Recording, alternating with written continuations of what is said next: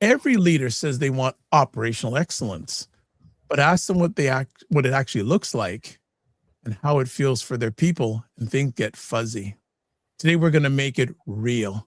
So, you are watching People Are the Business with Allison, Jay, and myself. What's going on, family? Hey. I got some new digs. Yeah. I got a new piano. I got a fireplace. I'm looking like I got some maturity. Very stylish. Yeah, I'm not Very living in a university dorm. You're not in your basement. It's all good. It's Yeah. all good. So everyone doing okay? Or at least, we're above ground, so everything else is a bonus. There you go.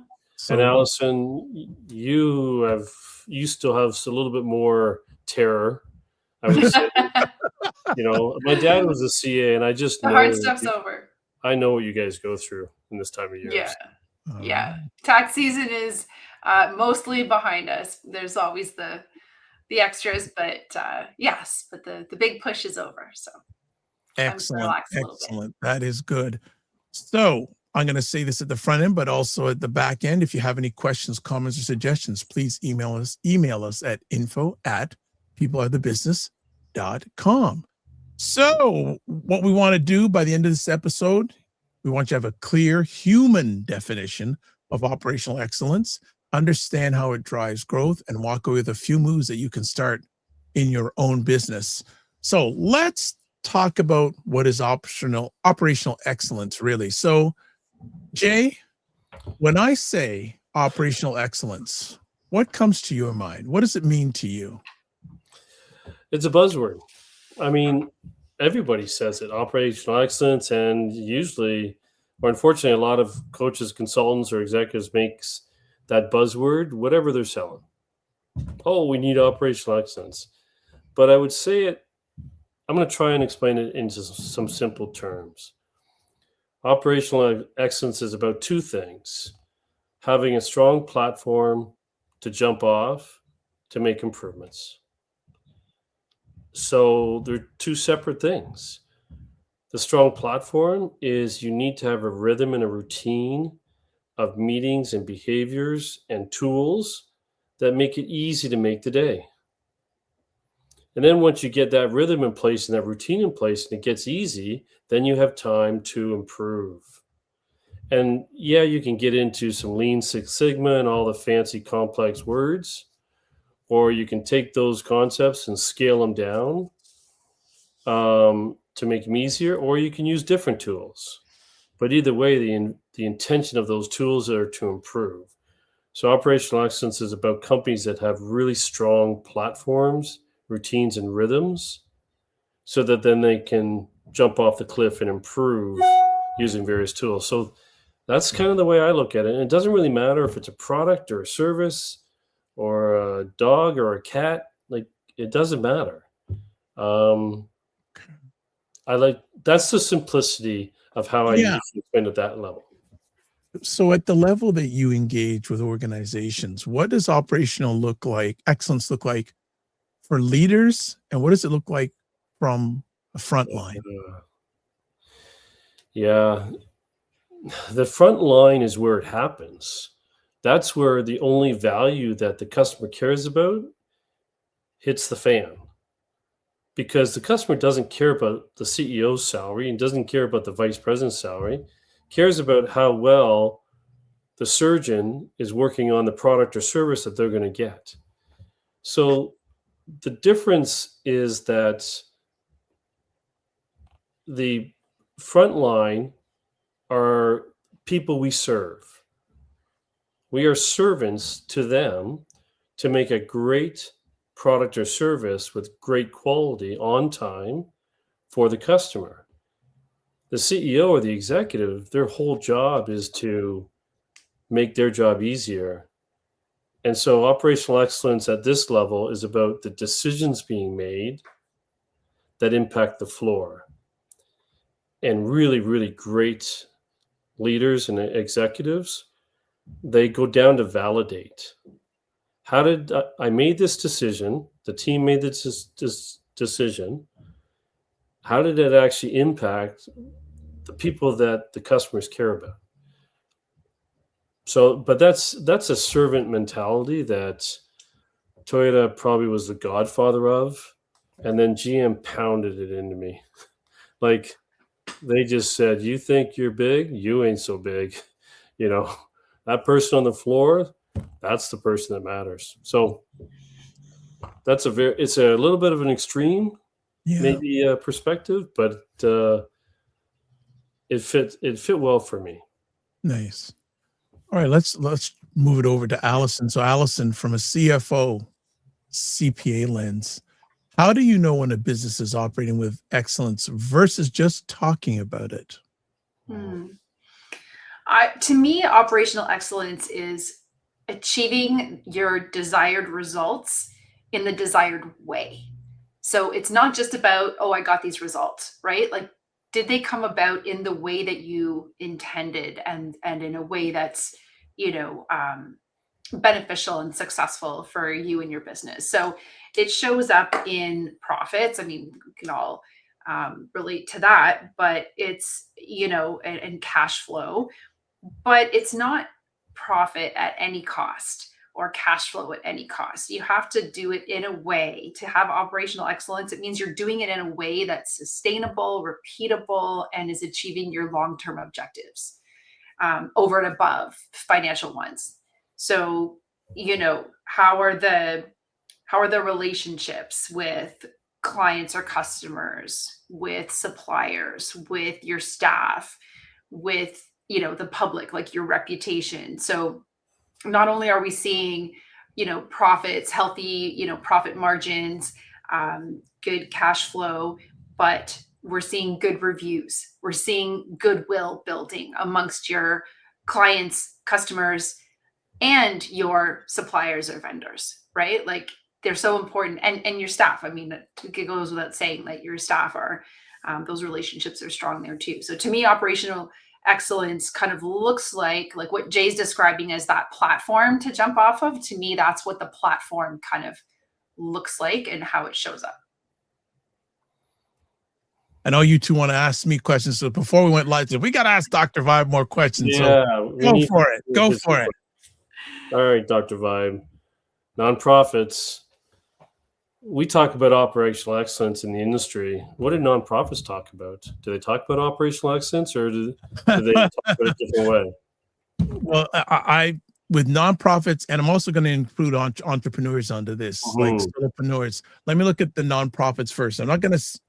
There have been nonprofits that I've encountered. Operational excellence. They're just concerned at getting whatever they need to do out the door.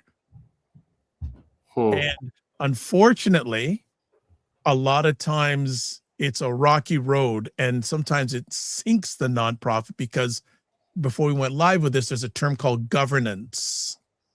And a number of nonprofit organizations that I've seen, they don't have it, and they don't have the operational excellence. They're just, as I said, they're happy to just be doing what they're doing.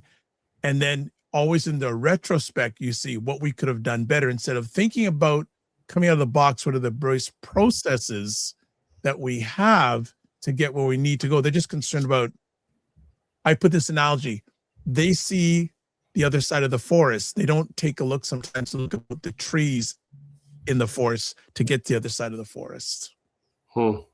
That's my analogy I would put for a number of nonprofits that I've seen. I've worked in some that's a whole other conversation. And then with an entrepreneur, or especially a lot of solopreneurs, again, they've got so much stuff on the go that, again, they're just worried about surviving. And they always have that moment that I say to them, look, if you want to get better, not even just in sales, but just as an organization, are you going to do it, or do you have to get people to help you to do it? Yeah. So, Allison, just curious, do you hear governance more so than OpEx or operational excellence, or what do you hear more between the two? I mean, to me, there's a parallel between them, and that's process. So Mm. where are things breaking down? And with not-for-profits, and oftentimes, and with solopreneurs, and sometimes small, very small, owner managed businesses, the breakdown is that there's a lack of process, or it's all belonging on one person's Person. shoulders. Yeah. So being able to repeat a process with somebody else doing it, that to me, that's the beginning. That's like that tiny, first step towards operational excellence. You can have it for one person, but if that one person is having a bad day, or is away, enjoying a break, then everything falls apart, right? So Yeah. yeah, so it kind of shows up in my world, sort of a hybrid of governance and I just want to jump in on that. And in regards to process or process, whatever way you want to say it, it really came into my head how important operational excellence and process is. There's a gentleman named Marcus Lemonis. And many years ago, he's still on there, but he actually owns a company in the States called Camping World. Big, one of the big outdoor place. But many years ago on a network, he hosts a show called The Prophet. And people would pitch to him for him to come into their business, and he would evaluate it and see if he would put money into it. And he said that he always had his 3 P's: process, people, and product. And more often than not, where people fell short, especially with the companies that he dealt with initially, was process. So so I'm hearing some words that I'm, getting anxious about, because I'm a process guy. I love the word. I love processes, but that word scares the crap out of a lot of people. Yes. So I don't use it anymore. I don't use the word process because I've had people say, what do you "Oh, say if you don't say process?" no." So what I'm pivoting to is playbooks. Playbooks in Yes, I have place. heard you say to Because talk about Yeah. when I use the word process, I can just see executives like just starting to stiffen up. It's like, oh, here comes the heavy processes from corporate True. big companies, and it's going to kill us. But And it's Jay, like, yeah, if I have permission, we'll move on to the next thing. That's a lot of us. I know. That's not just the executive people. That's a lot of just individuals. There are things we love to do, but a lot of times, whether it's solopreneur or large organization, the playbooks that we don't like to do are the ones that are going to get us to our next conversation topic here. I'm Which is, with you. So yeah. what I've now started to do is I say, don't worry about a playbook. And don't worry about a process. Let's just focus on a pain point and make a play. Let's just focus on creating a play for this one pain point. Oh, okay, that play is ready and it's operational. Okay, let's look at another pain point and another play. And then you take all those plays, you put them together, and you have a playbook.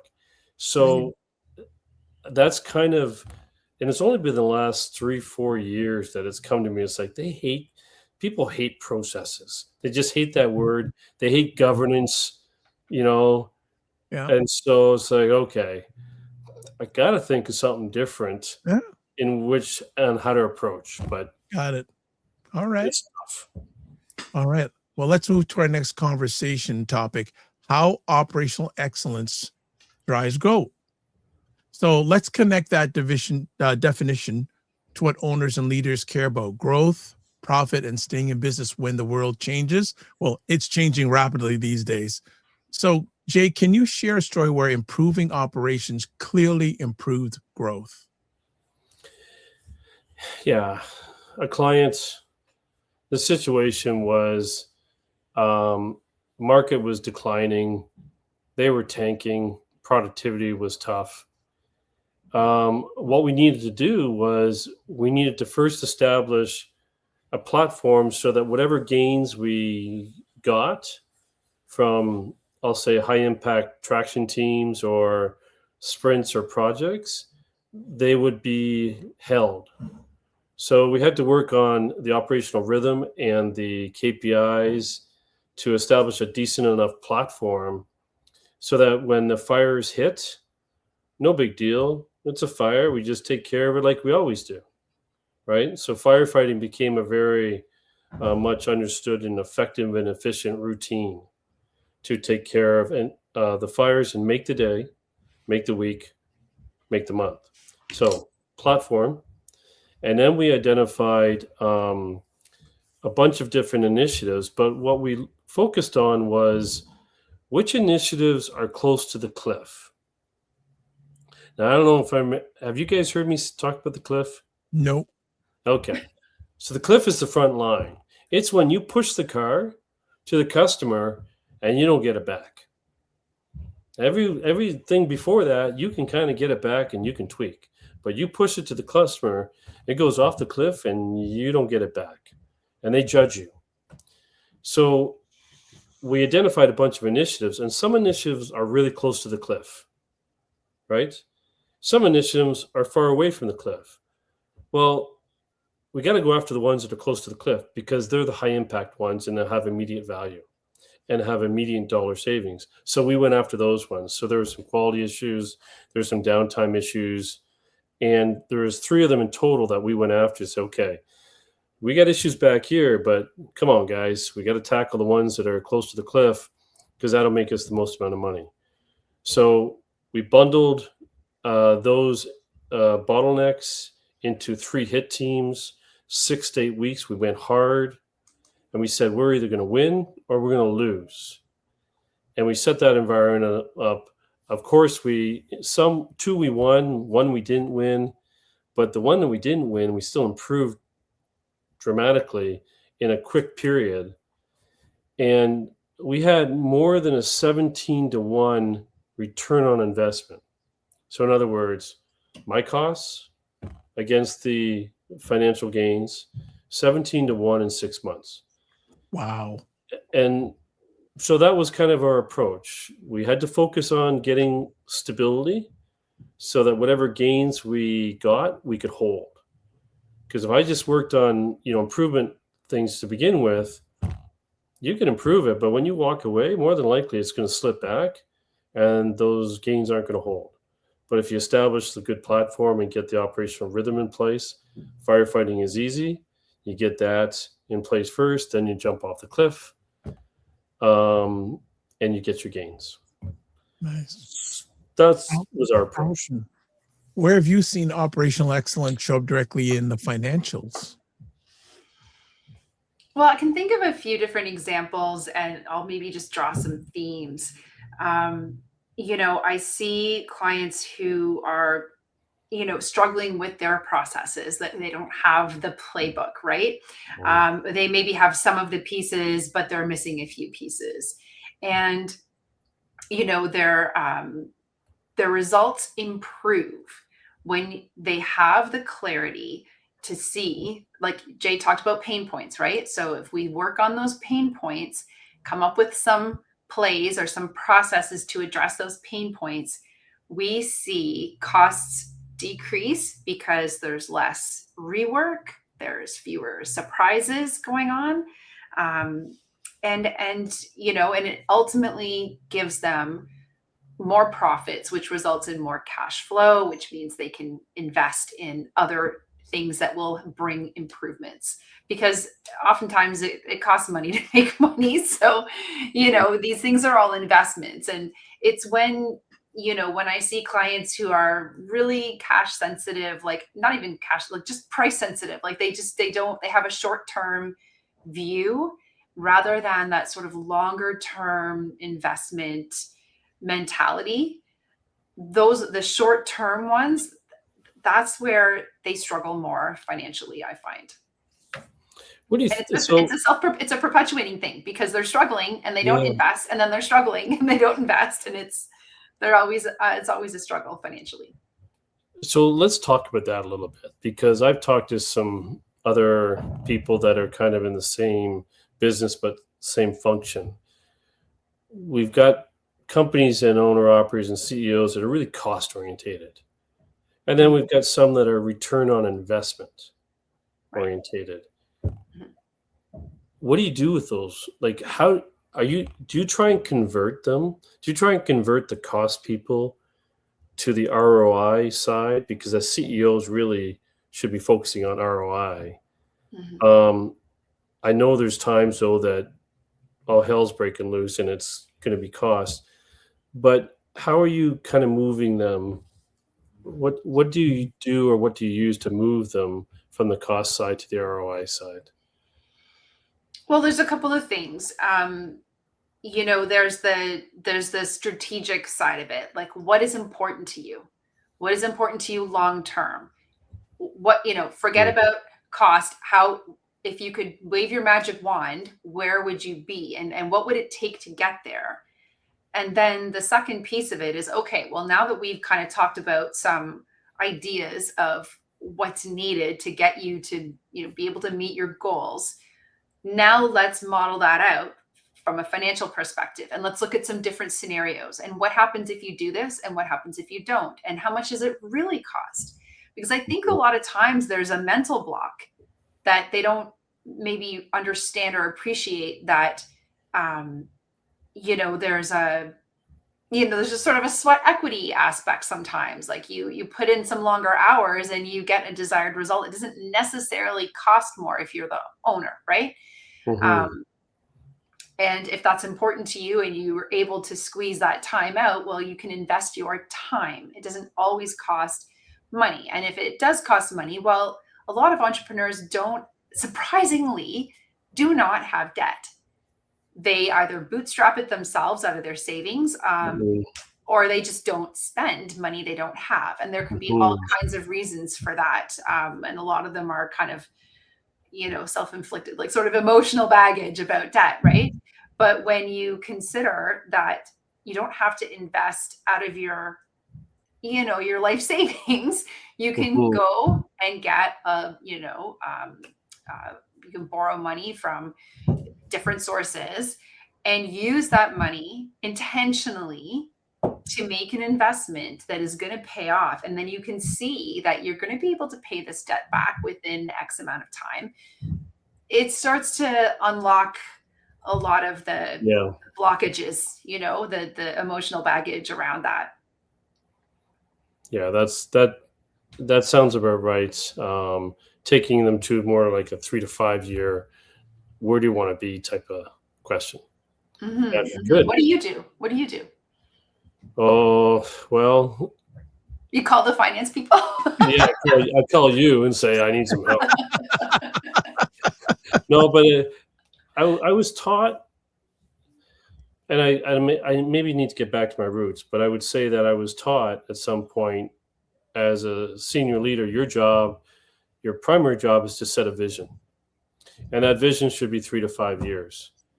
And once you set that vision, then you focus on the 6 month intervals and the key focus areas and things like that. And running the business should be really your executives, and then improving the business that's your primary focus. And it was good teachings, but um, I had teachings, like a lot of teachings, and some people pounded on me pretty hard to say, "Do you get it now?" Hmm. So, um, but I would say that in the world now, if they haven't had the teachings, or they haven't seen it, and they've been with one company all their life, then it's harder for It's definitely harder. Yeah. to show, right? So, but I can't think of any other route other than to try and kind of move them towards a 3 to 5 year plan of conquering the earth type mentality. So, Dr. Vibe, what about you? You have Yeah, profits sometimes really sit yeah. one A of the other combination of brother. the nonprofits and the high level entrepreneurs. The ones that are the easiest to deal with are the ones that either have it or are striving for operational excellence. Hmm. The ones that are a mishmash, let me put it this way. The pandemic was a very interesting time to look at in regards, and yeah, it's a few years away, but it's still I think the pandemic is a generational thing, especially for individuals and also organizations. And a lot of organizations didn't have their operational excellence intact in the pandemic and when they came out of it. And then also too, when you're dealing with nonprofits, you're looking for people to give you money. Yeah. To survive and thrive. So here's a perfect example. If you're a nonprofit, and people may push back on me on this, but if you've been operating for a long time and you don't have charitable status, that's a red flag to me, going, okay, what is not going on here? Like, that's a way to get to operational excellence. Right. And so, and also with entrepreneurs, again, what processes do you have in place? I don't care if you're by yourself or you got a few people. What do you have in place? Okay, so for the people that don't know what charitable status is. Yeah, yeah. Expand on that. So what is charitable status? So charitable status is, I'm sure that's in the US and also here in Canada, it's a process that you have to go through, to get a number, whatever number it is from the government, that when people donate, they get a tax receipt. Right. Okay. Right. Yep. And so to me, that's a way of increasing your operational excellence. So would you say that the people that have charitable status have had to prove to the government processes or playbooks? Yeah, they have to go through a process showing, that they have certain things in place. Interesting. In order to achieve that. And I know some people are going to push it, well, we don't got enough money. Okay, well, strive for it. Right. Because, cool. When you get to that point, it's a form of credibility. Right. And people say, okay, I can donate to them and I'll get my money, I'll get a tax receipt, etc. But again, operational excellence, and we said it before we went live, I think it starts with every person in the organization. Yeah. Right. I want to grow in this organization. Okay, what things do you have in place? What practices that you have that can contribute to the big team? Right on. Right. So not only how I work, but my mindset, who would I carry myself? How do I address my fellow employees? All those things are part of individual operational excellence that contributes to the group operational excellence. Yeah, it's the way, right? It's not just the results, it's the way you get to the results, how you address your employees, how you show up in the workplace, whether it's your appearance, the way you carry yourself, whatever it may be. But there's an integrity aspect, I think, to operational excellence that people maybe sometimes gloss over, and they think it's just about the end result. And go ahead, Jay. Well, so I use an assessment model to try and figure that out, because you're right. It's not the what. Everyone can make millions and millions and millions of dollars. Okay. I'm not saying everyone, but a lot of people can make a lot of money. That's the what, but the how. So one of the things that, I've looked at and is an assessment model to assess the organization culture on how they get there. So in other words, are they reactive? Are they dependent? Are they independent? Or are they interdependent? So are they moving on instincts, or are they moving on responses? And so there's different assessment models that can help assess an organization's how. All right. We're segueing to our next topic. I'm going to put it up on the screen, but you're already chatting about it. So, people first, operational excellence. So you're dropping some knowledge bombs here in regards to, what does people first operational excellence look like on the floor in the office? So you're already into it. So I just said, interrupt you before you keep on dropping more knowledge bombs. Well, so I'll come back to, there's four different there's lots of different assessment models on to determining the how. And I got introduced to a few back in 2010 with Volvo, and I've seen a few more. But the one that I think I see that kind of is probably the simplest to put is around going from instincts to teams. moving from opinions to data-driven decisions, moving from reactions to responses. So there's a bandwidth of those different levels in order to assess how the people are executing the decisions. So that's one way to look at the people first perspective on operational excellence. Yeah, you got Lean Six Sigma, you got all this other lean tools and stuff like that. That's the what. But how you deploy is a little bit more related to the culture. The only other aspect I would mention that I think is critical is you have an assessment model in regards to the how. One of the hows that lands inside that assessment model that's, I say, critical is Gamba. So Gamba, to me, can be described in 6 words.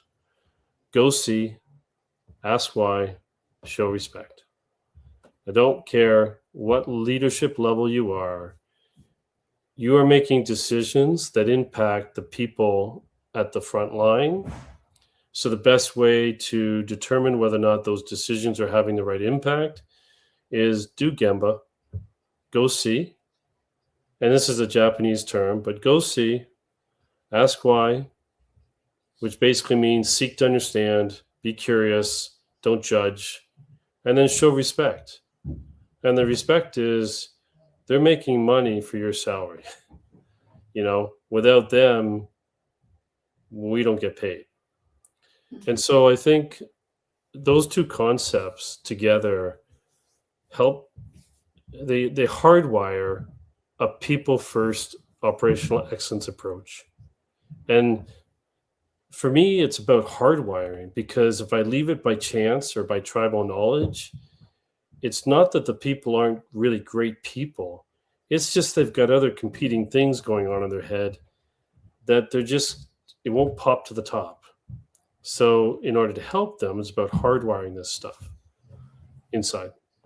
So that's how I try and think about it. So, Allison, where do leaders go wrong and accidentally use operational excellence as a code for cost cutting or squeezing people? Well, I think it's, building a bit on what Jay's saying, right? Like when you're making decisions based on emotions and not enough facts or data. And, data can be financial data, it can be, operational type data, and it can be even, testimonials, it can be anecdotal data. So if you're making decisions based on your reactions rather than gathering the facts, and different types of data and weighing those things, you can't make your decisions only on a financial basis. You have to make it based on, a multitude of factors. That's where people can go wrong. It's the way they are approaching it. It's how are they making those decisions, the short-term outlook versus the long-term outlook. Make decisions that engender trust. Don't make decisions that are like knee-jerk reactions. My turn? Yes. Let's hear it. For me, when in the nonprofit, I think that in a lot of occasions in the nonprofit world, you have volunteers. Yeah. And operational excellence, in a lot of cases, you are asking for people's time. I think operational excellence is, if I think on this and my experiences, is that valuing them in the process, having them part of the process, because there may be times that, you're asking volunteers to do an event.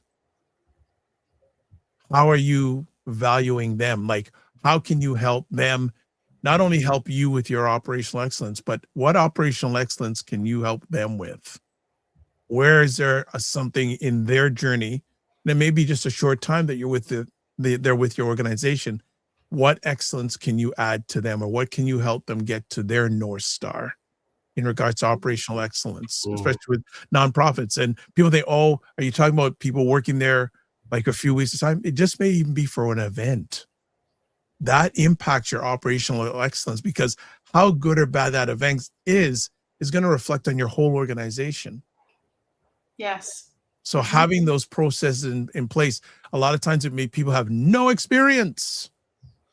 Yeah. Having those processes in place, so they'd say, well, oh my gosh, this is too much for me, compared to having those processes or playbooks, having the There you playbook go. in place. Playbooks, plays and playbooks. There we go. Yeah, the plays and the playbook in place. So 1, 2, 3. And if they don't understand, ask them if they understand. If they don't understand, you make sure that they do understand the plays in the playbook.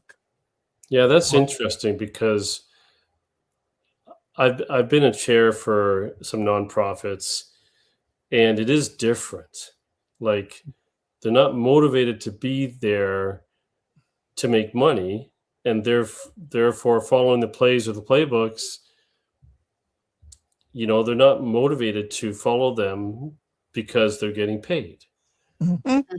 And that's it's a very different it's different behavior, I would say, but I don't know whether or not it should be different behavior. I don't think, pardon me, I don't think it should be, but that's a whole other Yeah. episode.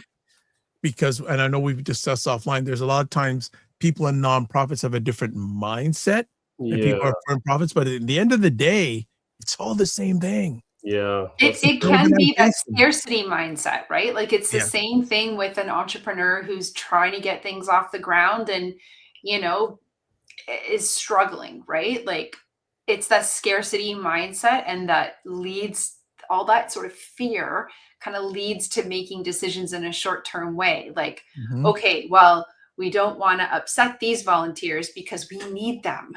Like, maybe they're causing the pain points, There right? you go. But, And again, this is why you have to have the operations. motivation to make Yeah. decisions is You have to have short the playbook. term.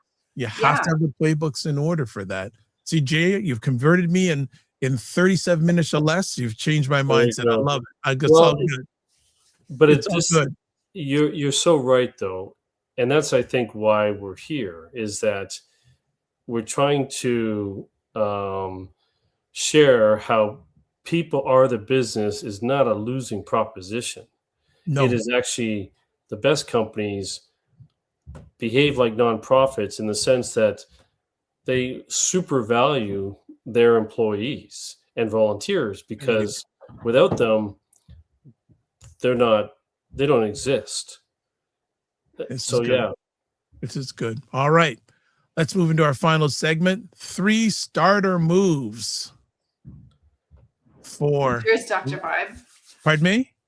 I want to hear yours first. I would say, I'm going to say something and also give an example. In every leadership meeting, add one standing question. What are we making this month or this in the next few weeks or whatever period of time to make work better for our people, and hold yourselves accountable? And I'll use a very quick example. A number of years ago, I used to work for a large telecommunications company, and every quarter, the CEO, not a manager, the CEO would have a town hall with all the employees. So random employees every quarter. And this is not just 5 or 6 people. This is like 200, 300 people. And you could ask anything you want to him. And if he couldn't answer it, he would get your name and he would follow up with you. And also, the same organization every month had pizza lunches with various groups of frontline employees. Like, how hard is that to do, right? And how impactful was it Mm. that you remember it all these years later? Yeah, they would. Yeah. Oh, it was incredible. But having those meetings and how getting from the front line, what do we need to make it better? Because a lot of times, whether it's a nonprofit or it could be a big CEO, they have their head in the sand of what's going on the front line. Yeah. Yeah. So Yeah. Go to I went Gamba. first this time. Who's next? Allison. I'll go. So I always come back to like a dashboard that gives you the metrics that are important to your business. So you probably, if you're a not-for-profit, if you're an entrepreneur, certainly if you're and a very large corporation, there's data that you have available to you. So start grabbing it once a month and looking at that and tracking, and pick like 3 or 4 things that are really important to the success of your business and directly relate to that success. So it can be a little bit of an exercise to sit down and think about, what would I need to know to help me know if we are operating towards that operational excellence.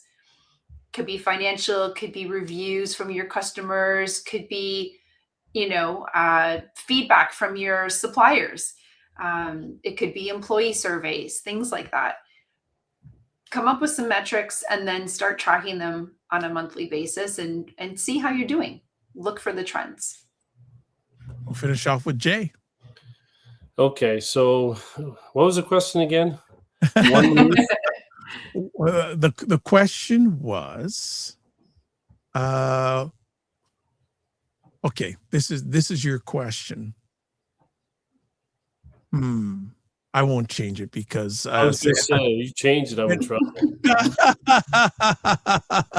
Okay, so give a leader one thing they can do to help the operational process. So what's, if you're a CEO, if there's a CEO or founder or senior leader watching this, they're overwhelmed, what's one starting thing they can kick off with when it comes to operational excellence? All right, so this might overwhelm them a little bit, but you call a meeting. So that person calls a meeting, and maybe they have the meeting every day. They have an agenda for that meeting on the what. That's great. Now think of an agenda for the how. So there's 4 things that I look for in a meeting in order to determine whether or not it was an effective meeting. Was there focus? Did the meeting stay on track, and was it focused? Are people being held accountable? In other words, at the end of a conversation, and am I hearing that an action was identified, somebody's got the lead on it, and there's a date when it'll be done? Often I hear the first 2, but I don't hear the date. And the date is actually what gives it urgency and reliance that I think that it's going to happen. So that's accountability. The next part is of the how of the meeting, involvement. Is this just you yapping and spewing out a bunch of things you want the team to do? That's a monologue. Look for a dialogue. Ask why, show respect. And then the last part is the meeting effective in reaching the results? So you have an agenda for what you want to achieve. Have an agenda for how you achieve it. Focus, accountability, involvement, and results. I actually was taught something similar to that back in like 2008. And I use it not just for meetings, but for engagements. If I'm talking to somebody, one person, I think about, okay, how are you going to kind of move through this? Under, focus, accountability, then the next one's involvement. Are you talking too much, Jay? Are you listening? So, and I don't do so well sometimes, but at least I know it. And I try better next time. So that's the one thing about leadership is you have a lot of meetings. That's what you do. But start to think about how those meetings are being effective. Lovely. That's a wrap, family. That is good stuff. So as always, if you have any questions, comments, or suggestions, please email us at info@peopleofthebusiness.com. And also, if you have subscribed to the channel, thank you. If you haven't, what's stopping you? And share it out to everyone that you know. So Allison, Jay, another epic conversation. Thank you so much. And for everyone else who's watching, don't just manage your time, manage your energy, and remember to give yourself grace. We'll catch you soon. Be well.